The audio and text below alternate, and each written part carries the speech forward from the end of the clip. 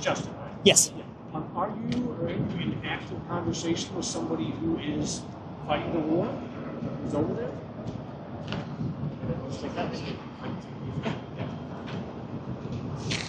It's Aaron Hughes, correct? Yeah, Aaron Hughes. About Face Veterans Against the War has members in the active duty service, and we are speaking to them regularly. Are you in conversation with elected officials and the We went and visited our senators this morning. We went to their offices and let them know that it's imperative that they speak out, that they vote against further funding for the war, that they repeal the AUMF, and that they let service members know their rights.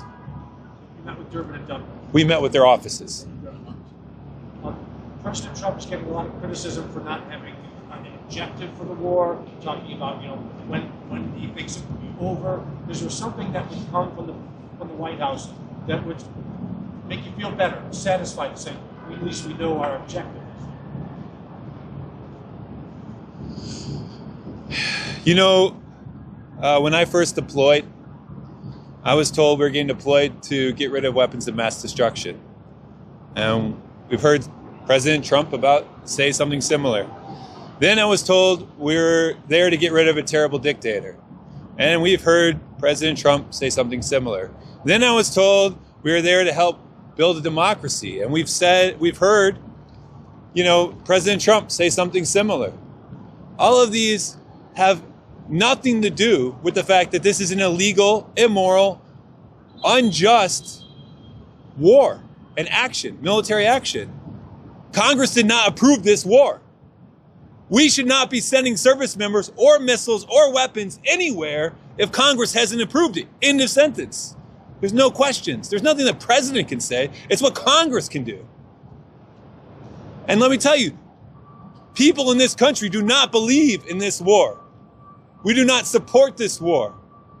And the question is whether the elected officials are going to stand up and do what's right. And we know service members do not believe in this war and do not support this war. And we want them to know that they're not alone. What message would you have to any representative or senator who votes for this latest $200 billion authorization?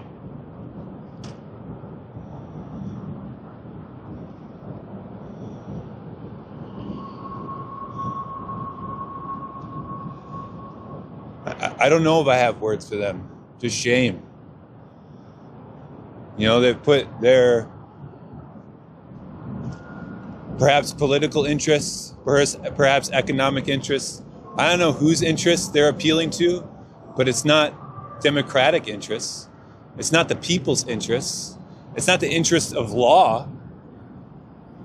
And until representatives put the interest of law, the interest of democracy above other interests, we're going to have these issues.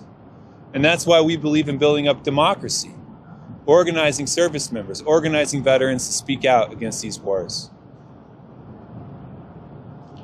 Okay, we talked about is it so much mind when they enlist to serve, that they want to. Alex. Yeah, could you repeat your question? Yeah. Just you talk a little bit about what goes through someone's mind when they decide to enlist in the military. They want to serve their country. They know there's the risk of war. Easy for me to say here, but when you sign up, there's a chance we'll be in a war. Just talk a little bit about what goes through the mindset of that enlist. I come from a military family, but the expectation was not for me to enlist. The expectation was that I wouldn't need to because I would have had the resources provided for me. My parents were poverty drafted. They joined because they needed money. They needed college money. They had kids. They were young parents. I joined in 2011, shortly after the 2008 housing crisis. I'm the oldest of 6 kids, the second oldest. I joined because it was a job, because we are so detached from the violence that we're doing over there. When I joined, war didn't mean anything to me. I didn't know what that meant. I was 18. I was a child. All it was an opportunity to get college money, to have health care, to get training, to have a job, and then to one day be able to do whatever I wanted to do outside of the military. Most of my friends that I am still in contact with, who also joined around the same time, joined for the same reasons. For college money, for a job, to get out of a bad situation. At no point did we think about the potential cost, about war. It's not made readily known. We're so detached from it that when you join, that is not what the military tells you you're joining. They tell you you're joining for college money. You're joining for travel. You're joining to get training. You're joining for a paycheck. You're joining for health insurance. All these other things. War is so far away from it. So no, we don't join knowing the risk, because we're not told the risk. We're not, it's young people joining. At 18, I did not know. I had no concept of what war meant. All I knew what was in the history books. The kids join. Most people don't understand joining the military can mean enacting violence. We join for the benefits, for the pay, for the college, for the healthcare, for all the things that they advertise, not because we want to go and perpetrate this violence. This gentleman just said, "God bless America," and walked away. I mean, when people say, "God bless America," what?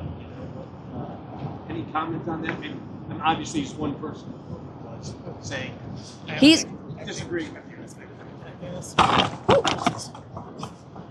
I grew up and still am a very Christian man. I go to church most Sundays, and I can tell you one thing: God does not bless this war. Earlier, there was a question about what would you say to your representatives, and I would say, if you vote for this funding, you vote to kill these children. See you in hell. If you think that God blesses us as we bomb children, you think God blesses us as we continue to do the forever war, I'm sorry. I don't know what God that is. Certainly not mine.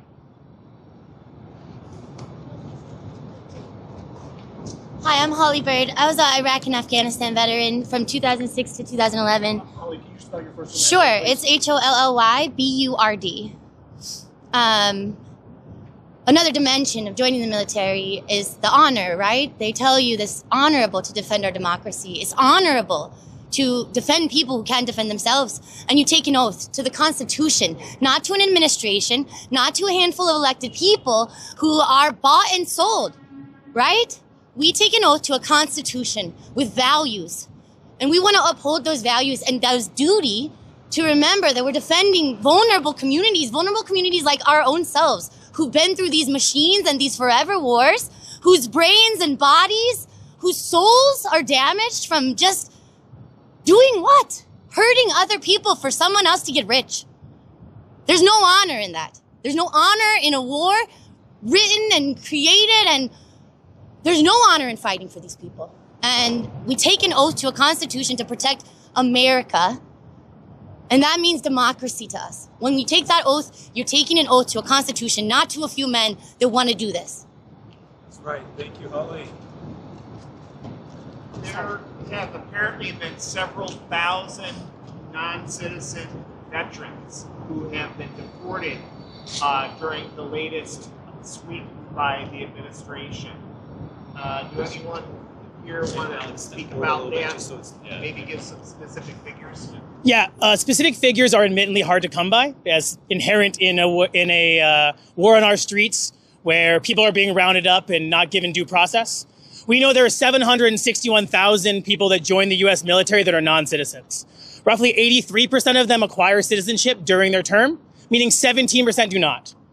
By most counts, somewhere between 5,000 and 10,000 non-citizens have been deported that were veterans. We know of veterans in Chicago that have been deported. We know that not only is the war that we are perpetrating in Iran, we've seen National Guard deployments supporting ICE operations in Los Angeles, supporting ICE operations in New Orleans, supporting ICE operations in Memphis. Oftentimes, these are targeting our own communities, and occasionally and often targeting our own veterans, folks that bled for this country, served for this country, and are being deported. Not only are we spending $200 billion in Iran. We're spending $75 billion funding DHS. Those are often billions of dollars spent targeting our own communities and often our own veterans. By specific counts, we have 935 very specific cases that we've been tracking, and there are reports of somewhere between 5,000 and 10,000 from other organizations.